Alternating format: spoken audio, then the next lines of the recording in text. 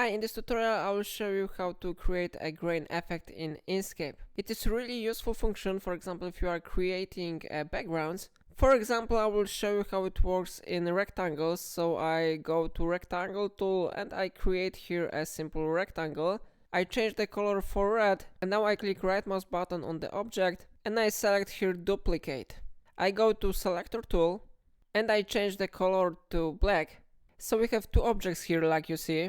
Now we need to go to filters, then overlays, and here we have option like noise fill. I will choose this option. So this window will be loaded here. I recommend you first go to noise color and change alpha to 0. It is very important. Now you can go to options and set all values that I have here.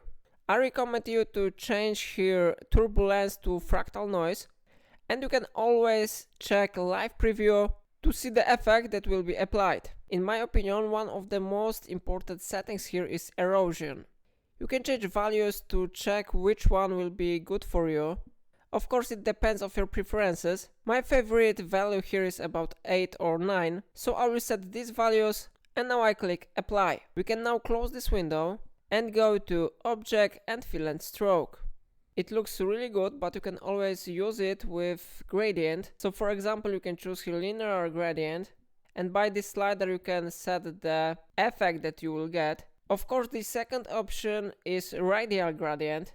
You can use it if you want, but in this method I recommend you to change the opacity to the lower.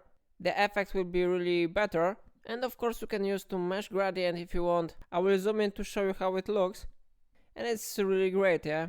Okay, so it's everything in this video. If I helped you to get the grain effect in Inkscape, remember to like this tutorial and subscribe my channel because it really supports my work. And that's all, thank you for watching.